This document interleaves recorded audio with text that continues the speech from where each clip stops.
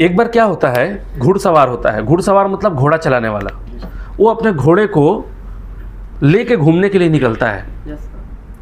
फिर अपने घोड़े को चलाना शुरू करता है, टुकड़ुक टुकड़ुक टुकड़ुक टुकड़ुक टुकड़ुक टुकड़ुक चल रहा है उसका घोड़ा। ठीक, जैसे ही गड्ढा आता है, गड्ढा आने के बाद वो उसके नाक में देखना खींचने का लगा होता है घोड़े का, जिसको लगाम को खींचने से घोड़ा जंप करता है। तो उसके लगाम को खींचता है और बोलता है कूदो, मतलब जंप, तो उसका घोड़ा जो है कूद जाता है। ठीक, फिर टुकड़ुक टुकड़ुक टुकड़ुक टुकड़ुक टुकड़ुक टुकड़ुक टुकड़ुक चल रहा है घोड़ा। चलते चलते फिर से अचानक से गड्ढा आया, फिर उसने लगाम खींचा, बोला जंप, घोड़ा कूद गया। फिर उसने चलाना शुरू किया, टुकड़ुक टुकड़ुक टुकड़ुक टुकड़ुक टुकड़ुक। फिर उसके बाद फिर गड्ढा आया, फिर उसने लगाम खींचा, बोला जंप, घोड़ा जो है कूद गया। चौथी बार जब गड्ढा आया तो चौथी बार के गड्ढे में घुड़सवार ने घोड़े को कूदने के लिए बिल्कुल नहीं कहा और ना ही उसका लगाम खींचा, ना तो लगाम खींचा ना कूदने को बोला। जानते हो उसके बावजूद भी क्या हुआ? चौथा गड्ढा देखते ही घोड़ा अपने आप कूद गया। समझ रहे हैं कैसे हो गया ये? उसको ट्रेनिंग मिल गया, वो ट्रेंड हो गया, है ना।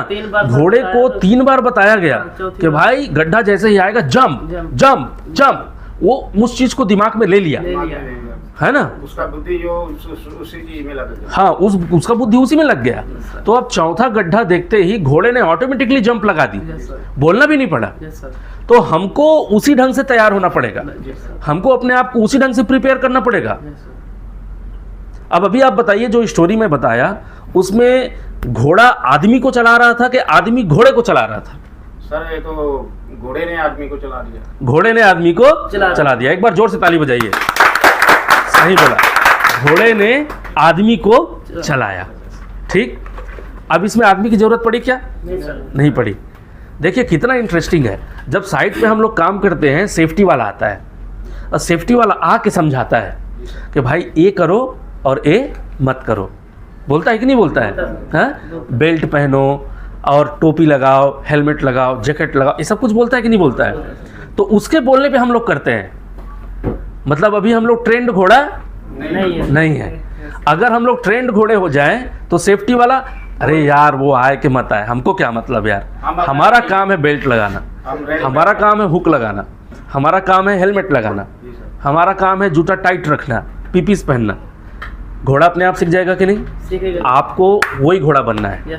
समझ रहे हैं? तो बोलना ना पड़े, सेफ्टी वाला आके बोलेगा, वो आके आपको डांटेगा, फिर 4 बात बोलेगा, सुनाएगा, चलो तुम ऑफिस में चलो, फिर काउंसलिंग करो, पेशी करो। ये क्यों इतना सब कुछ?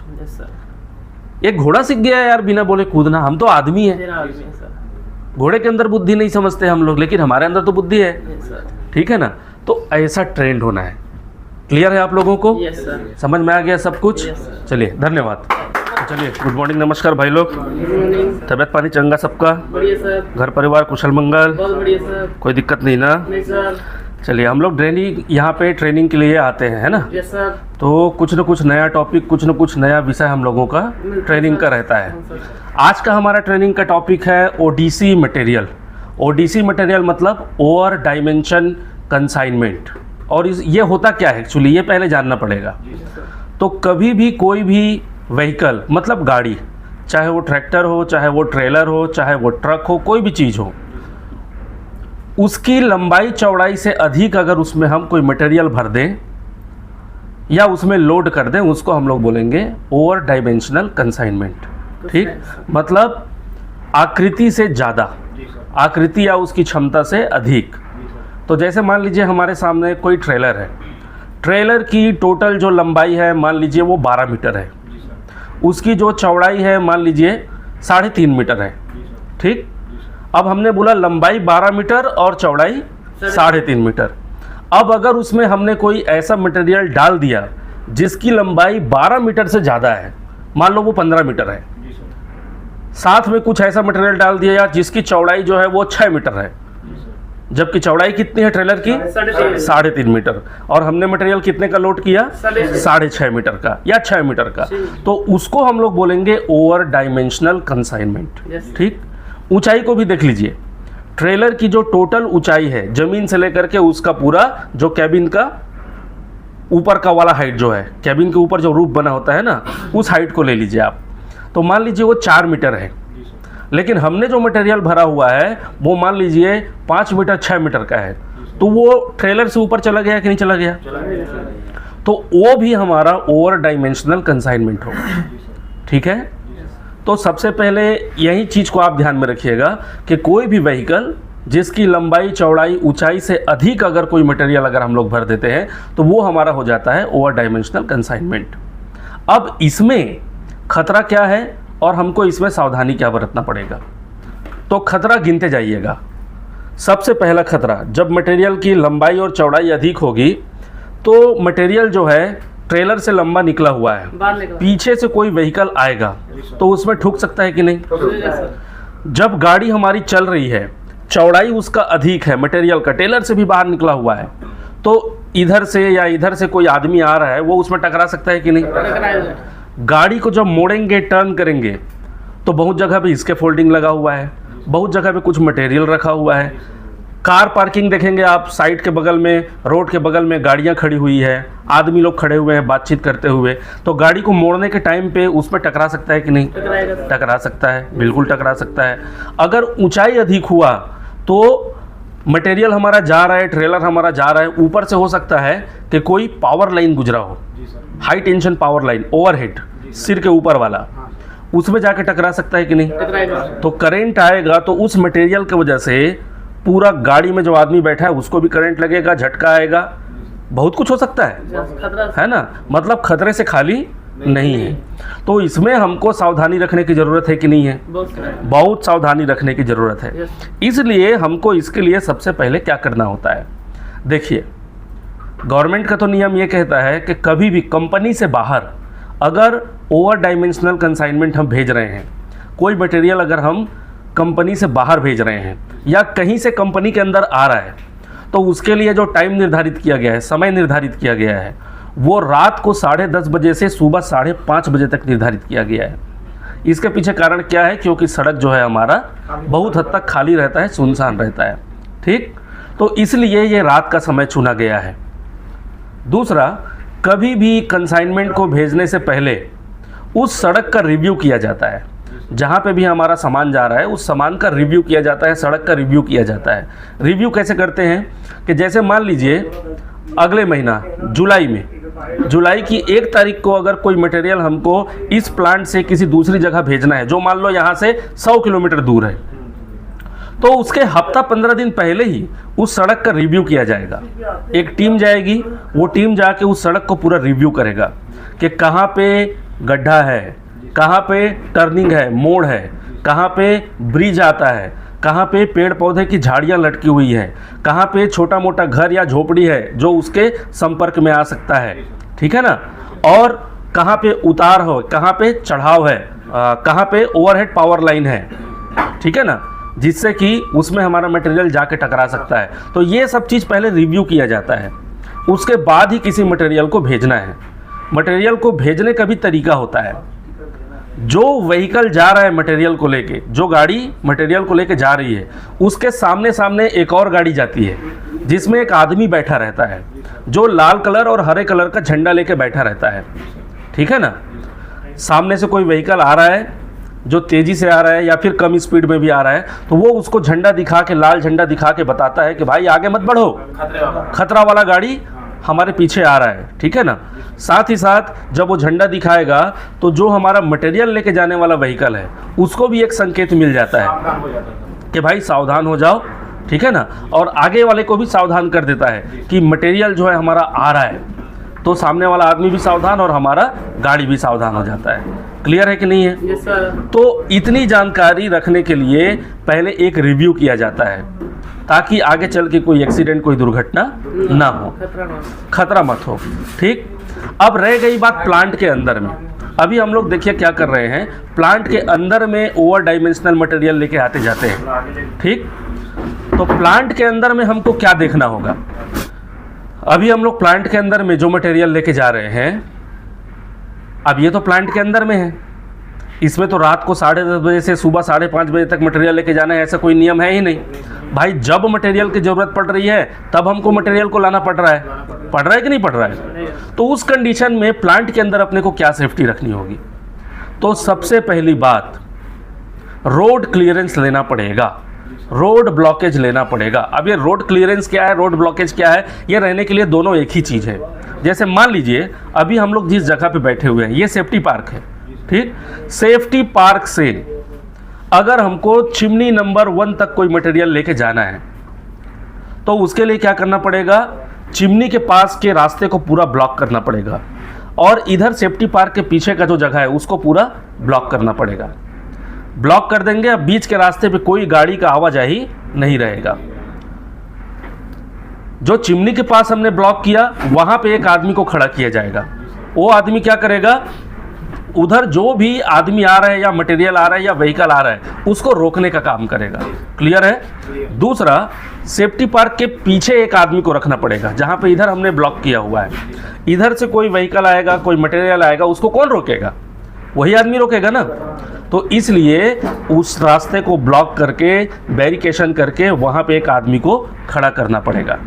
तो इधर से भी आदमी आना बंद और इधर से भी आदमी आना बंद, अपना रास्ता क्लियर। सही है कि नहीं है? अब इससे कोई दुर्घटना की संभावना बनेगी क्या? नहीं बनेगी। अब हमारा जो व्हीकल है चलना शुरू करेगा और जब चलना शुरू करेगा तो रोड के बीचों बीच सेंटर में चलना शुरू करेगा। चलने से पहले रास्ते को ऐसा तैयार किया जाएगा कि हमारा गाड़ी जो है अप डाउन में ना फंसे, पलटने का कोई चांसेस ना रहे। ठीक? तो पहले तो हमने रोड को तैयार कर लिया। रोड को तैयार कर लेने के बाद मटेरियल को लेके भी तो जाना है। तो मटेरियल को जब लेके जाएंगे तो उसको बांधना कैसे है? मटेरियल अगर हमारा बाहर निकला हुआ है तो सबसे पहले उसमें एंगल या चैनल का सपोर्ट देना पड़ेगा। सपोर्ट देने के बाद चारों तरफ से जब हमने सपोर्ट दे दिया, बहुत जगह पे स्टूल की भी ज़रूरत पड़ती है। जैसे मान लीजिए कोई गोलाकार आकृति है, गोल है, जैसे डक्ट हो गया हमारा, तो उसको अगर लेके जाना है बड़ा वाला तो क्या करेंगे? डक्ट के नीचे कम से कम 2-3 ठो स्टूल डालेंगे, ऐसे कर्व शेप में।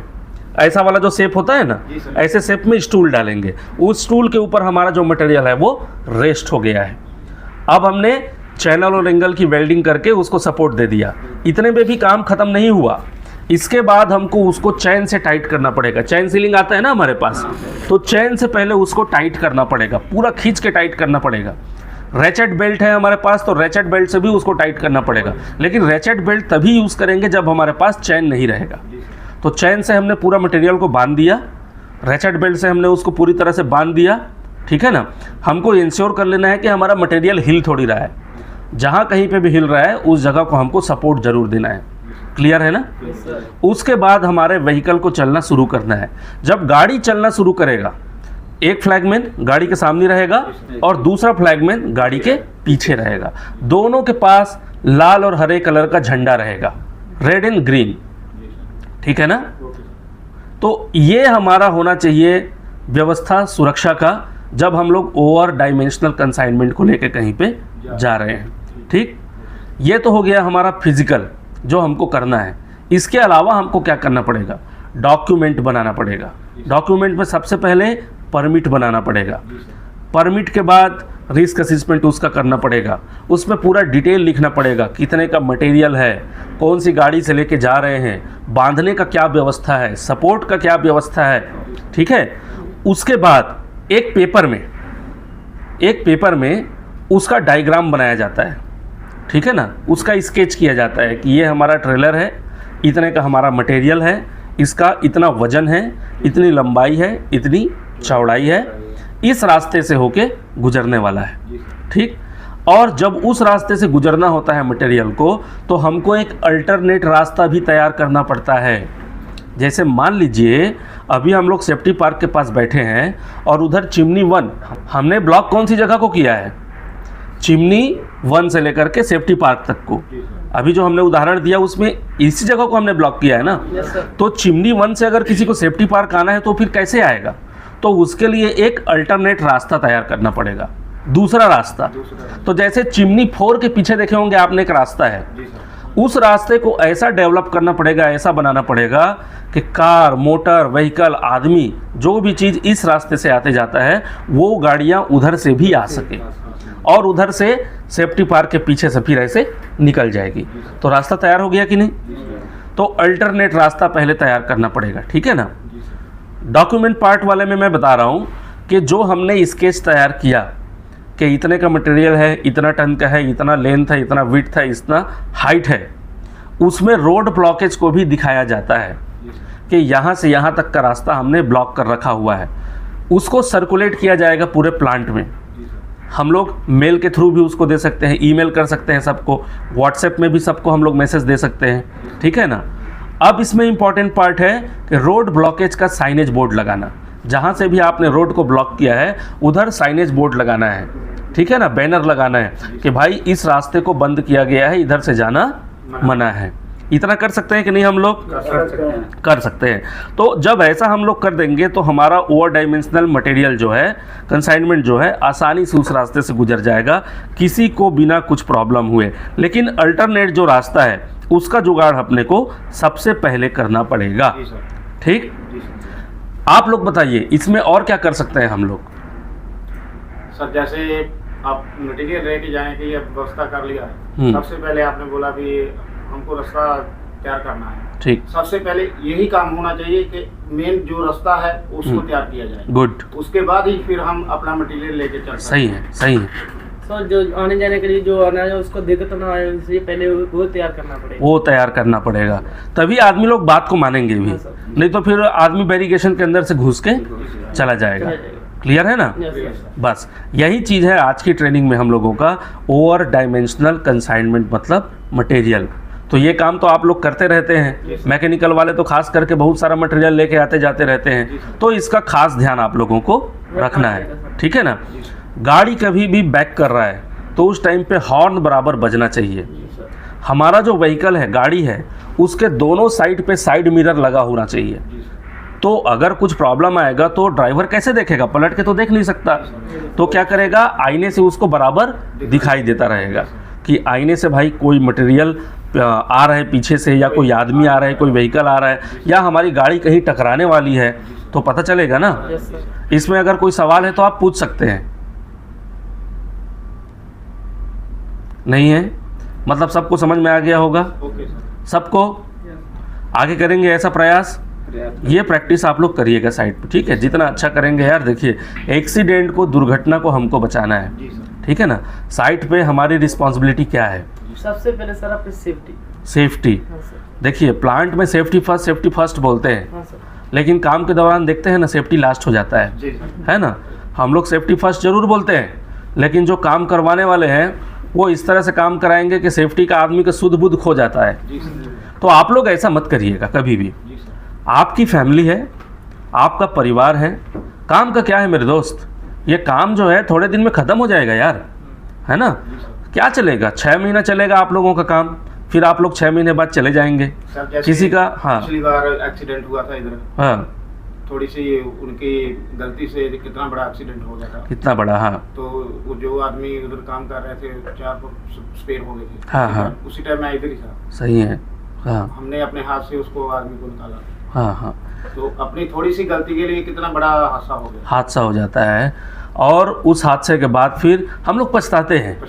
हम लोग सोचते हैं कि काश मैंने ऐसा किया होता, ये ऐसा होता, ये होता, फिर कुछ नहीं होता है, कुछ हाथ नहीं आता है। और इंसान जो है एक बार चला गया ना दुनिया से, वो आएगा नहीं। दूसरी बात, मालूम नहीं भी गया दुनिया से, अपंग हो गया, अपाहिज हो गया, हाँ। तो आज की दुनिया में देखो, भाई भाई का नहीं है यार। बेटा भी अगर सही ढंग से नहीं कमाएगा ना, तो बाप भी उससे ढंग से बात नहीं करता है। यही सच्चाई है कि नहीं? सर आजकल तो पैसे का जमाना है, पैसा है तो कोई बात करेगा, नहीं तो नहीं करेगा। नहीं तो नहीं करेगा। वो पैसा आएगा किधर से? हमारा जो शरीर है ना, ये शरीर जितना बढ़िया रहेगा, जितना स्वस्थ रहेगा, उतना ही अच्छे से हमारे मानसिक संतुलन बना रहेगा। मन साथ देगा, शरीर अच्छा रहेगा तो मन साथ देगा काम करने के लिए। और जब मन साथ देगा ना, तो आप कहीं से भी, पत्थर को भी फोड़ के भी पानी निकाल सकते हैं, है ना। और अगर आपके अंदर क्षमता तो है, लेकिन मन शांत नहीं है, मन साथ नहीं दे रहा है, शरीर साथ नहीं दे रहा है, तो चाह के भी आप 2 पैसे नहीं कमा पाएंगे। और मेरे दोस्त, गरीबी से बढ़ के कोई श्राप नहीं है दुनिया में। सही सर। जो गरीब है ना, जिसके घर में आप और हम तो 2 टाइम खाना खाने को मिल रहा है हमको, जी सर। बहुत परिवार आपको मिलेगा जिसके पास 2 टाइम खाने का नहीं है। Yes sir. ठीक है, अच्छे कपड़े, हम लोग सोचते हैं कि दीपावली आएगी तो ये कपड़े खरीद लूँगा, हाँ, और कुछ त्यौहार आएगा तो ऐसा खरीद लूँगा। हम लोग कम से कम सोच तो सकते हैं। क्यों सोच सकते हैं? क्योंकि हम लोग का हाथ पांव सलामत है यार, जी सर। है ना, हमारा शरीर सलामत है। हम काम कर रहे हैं अपना। हाँ, हम काम कर रहे हैं, हम लोग सोच पा रहे हैं, वही बहुत बड़ी बात है। लेकिन उन गरीबों के बारे में सोचो जो सोच भी नहीं पा रहा है, जिसके लिए दशहरा, दीपावली, ईद, रमजान सब कुछ उसके लिए एक बराबर है। जी सर। उसके पास पैसे ही नहीं है खरीदने के लिए कुछ। तो वो ज़िंदगी हमारे फैमिली को, हमारे घर वालों को कभी देखना ना पड़े, ये हमारी कोशिश होनी चाहिए। Yes sir. सर अपनी सुरक्षा होगी, हम हमारा काम करेंगे, पैसा कमाएंगे तो फिर ही हम अपने परिवार को सुरक्षा रख सकते हैं। हाँ, सही बात है। ये हम सुरक्षित रहेंगे तो हमारा परिवार सुरक्षित रहेगा। वो लोग किसके भरोसे हैं बताइए ना?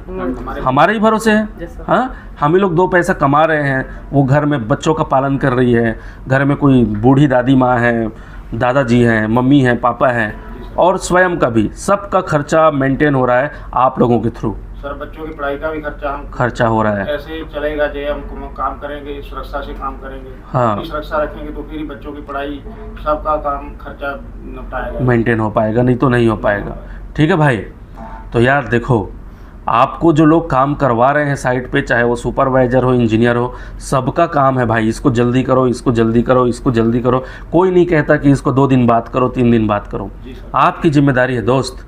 आपका शरीर जितना साथ दे रहा है ना, आपका शरीर जितना आपके पास है, जितनी क्षमता आपके अंदर है, उतना ही आप काम करिए। उससे ज़्यादा ओवरलोड करने की कोशिश करेंगे ना तो भाई देख रहे हो ना, 200-250 टन का क्रेन तो पलट जाता है जब उसको क्षमता से अधिक लोड दोगे। हैं, तो आदमी का क्या है यार, आदमी ने मशीनें क्यों बनाई? ताकि उसका लोड कम हो। नहीं तो आदमी अगर सब कुछ उठाने लग जाए तो आदमी तो फिर हो गया आदमी का काम। तो इसलिए आदमी ने मशीन बनाया, और अब आदमी खुद अपने आप को मशीन बना रहा है। काम काम काम काम काम लगा हुआ है एकदम धड़ल्ले से। अब इसमें क्या होगा, जितनी क्षमता नहीं है उससे ज़्यादा का काम कर रहा है। अब जितनी क्षमता नहीं उससे ज़्यादा काम करोगे तो शरीर ब्रेक डाउन होगा, तबीयत खराब होगा, मानसिक संतुलन बिगड़ेगा, चिड़चिड़ापन आएगा, गुस्सा आएगा।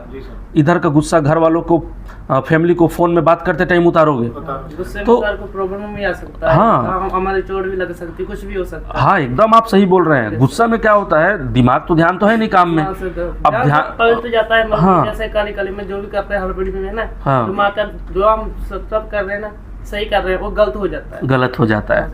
और वो गलत क्यों हो जाता है? चूंकि मन जो है, दिमाग जो है, सही ढंग से सोच नहीं पा रहा है, सोच नहीं पा रहा सर, है ना, जल्दबाजी से करेंगे, इसलिए वो सोच नहीं पा रहा है।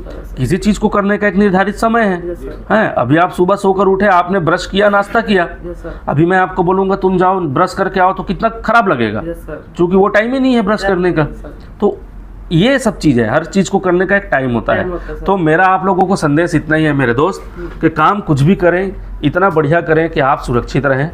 आप इतना बढ़िया काम करें कि आप यहाँ से एक प्रोजेक्ट खत्म होने के बाद, काम खत्म होने के बाद सुरक्षित जैसे हैं उससे और अच्छा होके घर जाएं। कुछ पैसे भी आपके हाथ में हो, घर में जाएं तो कुछ खुशियाँ लेके जाएं, पैसे लेके जाएं, उनको जाके देखो तो ऐसा मिलना चाहिए आपका फैमिली की, भाई एकदम यार मैंने जो मेहनत किया वो मेरे सामने दिख रहा है ना। और जिस भी भगवान को मानते हैं आप, अल्लाह, खुदा, गॉड, भगवान, जो भी आप मानते हैं, उस ऊपर वाले को धन्यवाद दो हमेशा कि इतना बढ़िया हाथ, इतना बढ़िया पैर, इतना अच्छा आँख, सब कुछ आपको भगवान ने दिया हुआ है ना, सलामत दिया हुआ है। अब हमारी जिम्मेदारी क्या है, इसकी रक्षा करना यार। हाँ, आप रक्षा करने के लिए भगवान तो उतर के नहीं आएगा ना यार। हाँ, इसीलिए तो हमको बुद्धि दिया है। बुद्धि क्यों दिया? देखो कितना सारा पशु पक्षी हम लोग पालते हैं, गाय, बैल, हाँ, डॉगी, हाँ, और बिल्ली, घोड़ा, गधा, कितना कुछ पालता है आदमी, लेकिन किसी के अंदर वो बुद्धि नहीं है, है ना। तो अपने आप को ट्रेंड करिए,